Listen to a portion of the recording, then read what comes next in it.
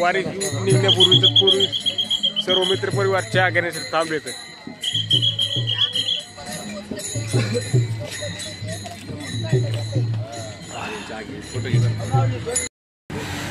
तर आजचा खूप मोठा प्रवास आहे आणि ते प्रवास आपल्याला पूर्ण दिवसभरामध्ये 35 किलोमीटर असा प्रवास आहे.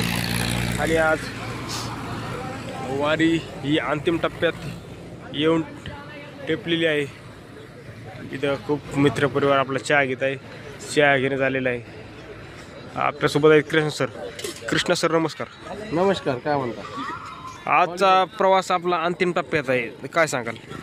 काय नाही, आजचा प्रवास आजचा प्रवास पार केल्यानंतर असं आहे की आपण पंढरपूरमध्ये पोहोचल्यासारखंच आजचा प्रवास आहे आपला. दररोज आपण 18-20 किलोमीटरचा प्रवास करतो, पण आजचा खूप मोठा प्रवास आहे. कमीत कमी हा 35 किलोमीटरचा प्रवास आहे. तर ह्याबद्दल तुम्ही काय सांगाल? हा आजचा प्रवास हा म्हणजे पंढरपूरच्या विठुरायाला भेटण्यासाठी जे भाविक भक्त माऊली चालतायत वारीमध्ये. अवघे आपले 18 ते 20 दिवस झालंय माऊलीच्या वारीमध्ये चालतायत सर्वजण. तर आज पांडुरंगाला भेटण्यासाठी एक पाऊल पुढे जाण्यासाठी आपल्याला पायरीपर्यंत आज आपण पोहोचणार आहोत पांडुरंगाच्या. तर हे होते कृष्णा सर, ज्यांनी आजच्या प्रवासाबद्दल आपल्याला थोडीफार माहिती दिली. खूप दिवसाचा वारकऱ्यांचा प्रवास तो आता अंतिम टप्प्यात आलेला आहे. तुम्ही बघू शकतात पंढरपूर अवघे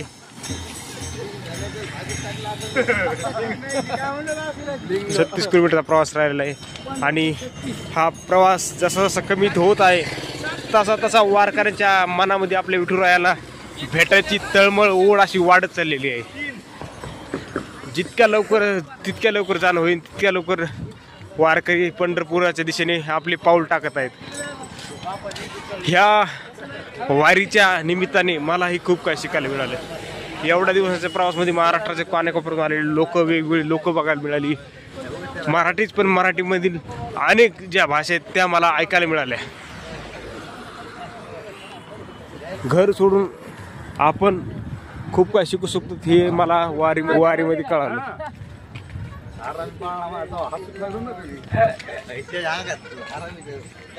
अशा प्रकारे कालच्या वेळापूर्वी ते मुक्कामी दिंडी होत्या त्या पंढरपुराला निघण्यासाठी दिंडी मार्गावर आलेल्या आहेत. आणि इथून पुढे आता वारकऱ्यांचा खूप मोठा जनसमुदाय एकत्र येऊन पंढरीच्या दिशेने निघत आहे.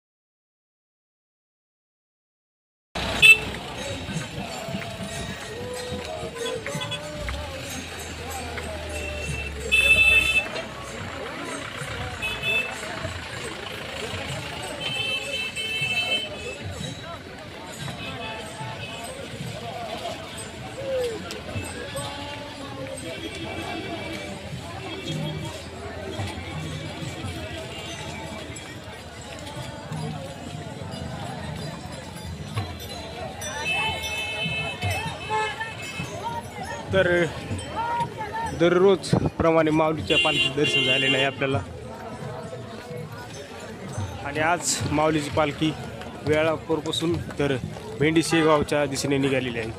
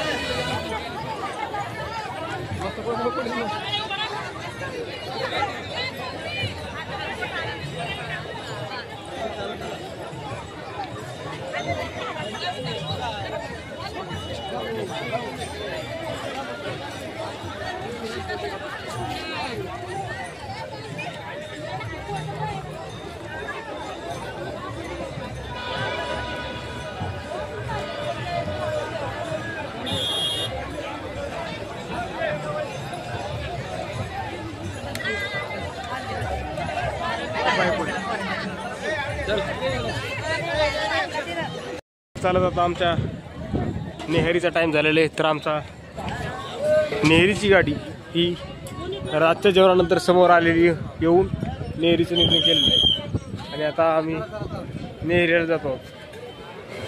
हे बघा, रावट्याचं जेवण आणि वारीमध्ये जेवण हे असं रोडवरती ट्रकला असतंय.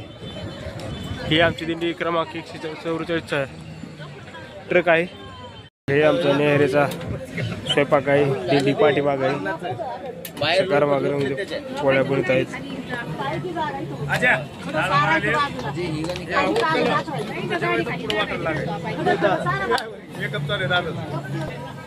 गरमागरम अशी कढी आहे. कढी आणि भाकरी ह्या आजचा नेहऱ्याचा मेन्यू आहे.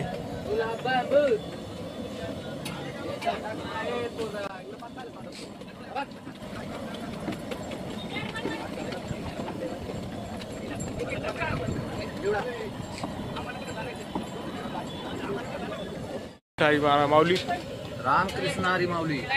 माऊली, तुम्ही 144च्या स्वयंपाकाचं पूर्ण नियोजन करतात. हा, किती वर्षापासून करतात?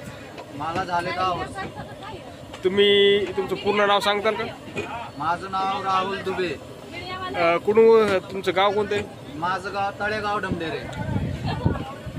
तर आपल्यासोबत 144 दिंडी क्रमांकचे आचार्य आहेत जे खूप वर्षापासून दिंडीच्या स्वयंपाकात नियोजन करतात. तर आजचा मेन्यू काय आहे? आजचा मेनू आहे ज्वारीची भाकर, कढी आणि भात. तर तुम्ही दररोज किती लोकांचा स्वयंपाक बनवतात? दररोज मी 200 लोकांचा स्वयंपाक बनवतो, संध्याकाळी आणि सकाळी 2 वेळ. हा. यामध्ये पुन्हा अजून काय काय पदार्थ आहेत मेन्यूलाच्या? जे म्हणतात लोक ते बनवतो आपण. समजा वारकऱ्याचे पदार्थ मध्ये तुम्ही ते बनवायचा प्रयत्न करता. हा. तर बघू शकतात इकडे गरमागरम कढी होत आहे आणि तसेच इकडच्या वरची गरमागरम भाकरी होत आहे.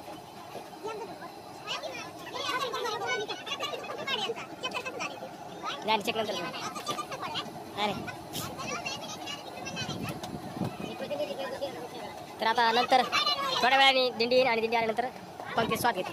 खास म्हणजे जेवणाचं खरं नियोजन करणारे आमचे आदरणीय दादा, जे पहाटे लवकर उठून आपल्या जिथे जेवणाची सोय आहे ते ठिकाण शोधून तिथे जाऊन स्वयंपाकास पूर्ण नियोजन लावून स्वयंपाक करून घेणारे आणि कोणालाही न जेवता पुढे न जाऊ देणारे असे आमचे आदरणीय दादा, जे एकदम उत्कृष्ट प्रकारे दिंडीच्या जेवणाचं नियोजन पाहतात. आजच्या दिंडीचं नियोजन ही दादांनीच केलेलं आहे. असं एकदम खूप असं चांगल्या प्रकारे नियोजन चालू आहे. दादा थोडे कडक आहेत पण मनाने खूपच प्रेमळ आणि चांगले आहेत.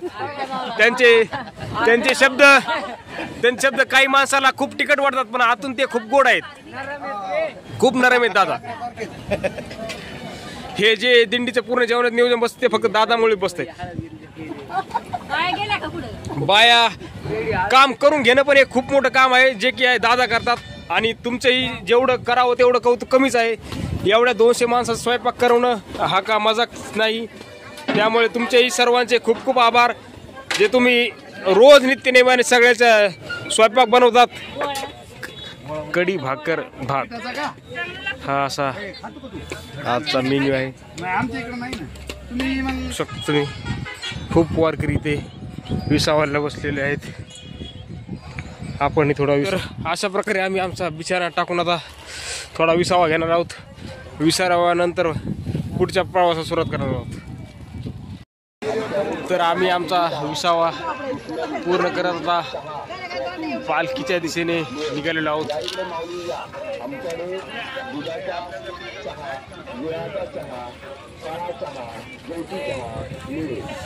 थोड्या वेळानंतरच आमची लगेच दिंडी इकडे येणार आहे. मग आम्ही त्या दिंडी समोर मुक्कामाच्या ठिकाणी निघणार आहोत.